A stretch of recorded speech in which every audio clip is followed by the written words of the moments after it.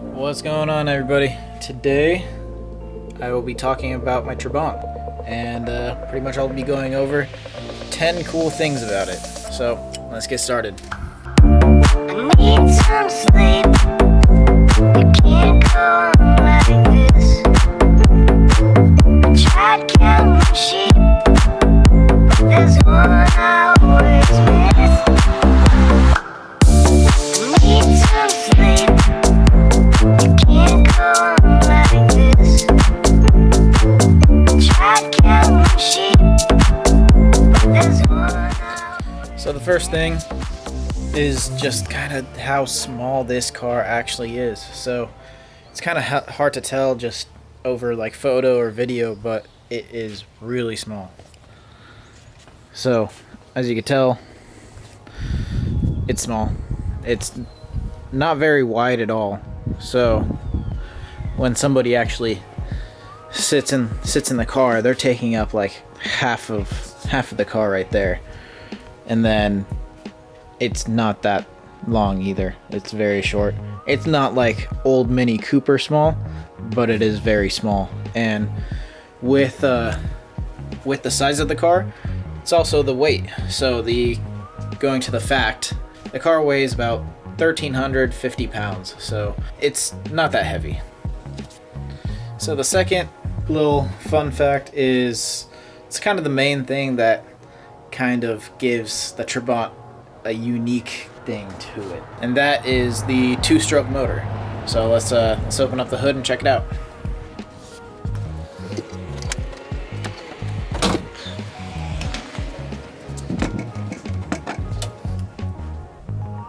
So like I mentioned, this thing is a two-stroke. So it's a two-cylinder, two-stroke, 600 cc's, only making 26 horsepower. So it's equivalent to like a lawnmower or a very underpowered dirt bike. So similar thing, two-stroke. But yeah, to get up close with it, this is everything. Not much to it. So this is the fuel tank actually. It's gravity fed, and fun thing about it is this is actually the fuel gauge. It's just a fuel dipstick that you put into the hole there, and that's how you measure your fuel. And then just in the engine area right here, underneath down here, that's actually the engine down there. But here are the two spark plugs, the two coil packs, and then the whole cooling system is right here as well. This is actually air conditioning right here. So that takes the cold air coming from the front of the car right there, puts it into the cabin, as well as this is the heat condenser for the heater. So this heats up the air going through that tube, and that's your heater. But yeah, other than that, this is the engine setup. This is the reason why the Trabants have the sound how it is, why they're called like a two-smoker and all that, and why on cold starts, or you see videos of Trabants smoking a bunch through the exhaust, it's because it's a two-stroke. What happens like on a cold start is all the oil that's pre-mixed with the gasoline goes to the bottom. So on the first startup, you start it up and it's burning the oil first. But yeah, other than that, that's a cool little thing about the car, and kind of the reason why they are very, very unique, because it's a two-stroke motor. So the next one's a little one, but it's pretty cool. And when I first got the car, that's when I found out about this, as it's not something I didn't expect this one. So let's check it out. So on the front of the car, under the headlight, there's actually a lever right here that you can move like this. And what that does, it actually tilts the lens of the headlight slightly like this. What that does is, when you have more people like in the back of the car, like you're carrying two friends like in the back seat, and you have more weight pretty much in the back of the car, angling the front up.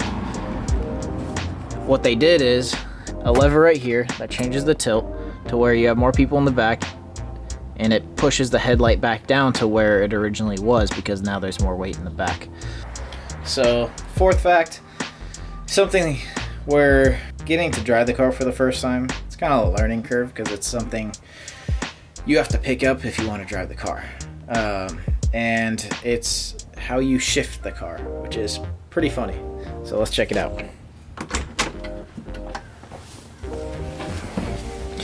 So this is inside the car, and there's no, it's a manual, and there's no shifter right here. The shifter is right here. So got the clutch pedal, but to shift, pretty much first, second, back into neutral, then you have to pull towards yourself, then third, and then fourth, then back into neutral, and then if you want to get into reverse, you have to push it down, and then down to where like first is. So this is a little tricky getting used to, but if you know how to drive a manual, you're fine. But this is it is a 4-speed as well. The next fact is actually really cool, and then besides the 2-stroke is the other thing that makes the Trabant completely unique. And this is the whole body construction of the car is made out of what's called Duraplast. This material is a recycled cotton resin. What they did is they took cotton material from like clothing factories at the time and recycled cotton pretty much, mixed it with a resin, and that created like a cheap fiberglass, how I like to call it, which is just funny. So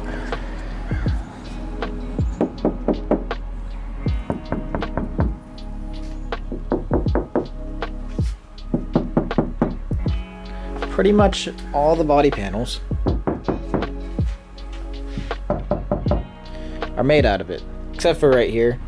This is steel right here, but this is the Duraplast up here, and then some construction like right here, that's steel. Pretty much the integrity parts, like right here as well, that's all steel. But the actual body panels itself is made out of that recycled cotton resin material. So you could kind of see it, but yeah. Another cool thing is you can see this area has some rust. Duraplast does not rust, so that's why, like for this car at least, it has no actual rust really on the car except for some little spots, but that's because it's on steel. So that's why this car is in such amazing condition, because also the body panels aren't made out of something that could rust. That's probably the coolest fact in my opinion about the car, but let's move on to the next one. So I think we're on number 6 now, but this one is something I haven't really seen on other cars. Might be because this is kind of like my first older car, but your ability to actually turn off the fueling and also have a reserve mode on the fuel system as well. So if you look down here, this knob right here, if you turn it to Z, that means it's off. That means the system, your engine, is not getting any fueling.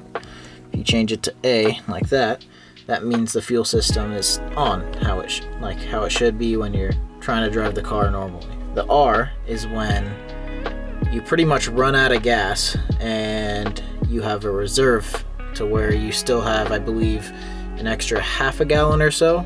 Correct me if I'm wrong, but it's a little bit where I've actually had to put it into reserve once where I got too low on fuel and the car died on me, and then put it into reserve, the R, and I had some gas to be able to drive over to the gas station, fill it all up, because the tough thing about this car is you don't have a fuel gauge in the interior of your car. So to check your fuel, you have to actually pop the hood, unscrew the gas cap, put in the fuel gauge, and then check it manually that way. So it could be easy to forget how much gas you actually have in the car. So that's a cool little feature. And also, with it being a 2-stroke, it is always good to actually turn off the fueling as well, if the car is just sitting, so there's it's not an open system. So we'll stay inside for this one as well, as this is just a little one to show us. And it is the rear view mirror. And you might think like, oh, does it like light up or something like that? No, it actually flips like this. And then you got your dimming mirror for the nighttime. So normal cars, or should I say newer cars, you just have this little switch right here that just flicks the mirror or whatever, and it has a dim setting. This mirror, you actually flip the whole mirror back the other way, and that's your dimming mirror. So that's something a little cool. But one thing, if you do have a Trabant, just be careful, because the kind of the ball joint that the mirror swivels on is very prone to breaking, so just be careful with that if you mess around with the mirror. We'll go back outside for this one, but let's go back to the engine setup. And this is not to the engine, but actually to the suspension, and it's kind of cool. So if you take a look here, right here, that's actually a leaf spring that goes from passenger to the driver's side and acts as the full like spring suspension for the front end. You can see right there, there's actually the shock connected, and there's shocks on both sides, but it's actually a leaf spring connecting both sides and acting as a suspension, which is different. It's pretty cool. Let's move on to the next cool fact. So the next fact is the windshield washer fluid. This one's a little funny. So on the inside of the car, you have this pretty much knob right here, and inside the engine bay, this is the windshield washer fluid. And there's just a tube running in line here, and then a joint connection, and that goes to the hood where the actual sprayer is, right there. I'm not actually gonna do it, but if you pull out and then in, it actually uses a suction system to actually spray it. So it's not a button or anything, it's a manual sprayer pretty much that you pull out, push in, pull out, push in. That's how you wash your windshield.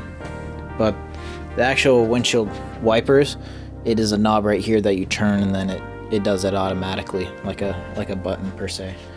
So here's the last fact, and this one's kind of a funny one. So it's regarding the doors. So as you can see on the driver's side door, there's a key slot, or you could lock and unlock your car. On the inside of the door, anywhere, there's no lock from the inside, so you could only lock the car from the outside of the car on the driver's side. But then we go to the passenger side. There's no keyhole. But then when you open the door, there's a lock and unlock button on the inside. So that means you could only lock and unlock the car from the inside of the car, not the outside of the car on the passenger side. So just weird little things, but everything on the car is like manually actuated for the most part. That's like what you could see with like the windshield washer system, like the headlight system with changing the tilt on them, the lock, just everything about the car is just raw. It's manual. So but that pretty much sums it up. There's probably some more little things around the car that I might share in like another video and whatnot. I'm still going to do a kind of history lesson on the car as well, and explain kind of how the car came about, as this is a very kind of historical car with meaning. Just the origin of the car, how it came about, and just kind of what the Trabant kind of name has gone through over the years. And I'll also explain how I got the car and what it means to me as well too. But other than that, there's 10 facts about the car. So hope you guys enjoyed. Hit that like button, subscribe if you want to see more videos to come, more about the GTI, the Trabant, everything like that. So thanks guys.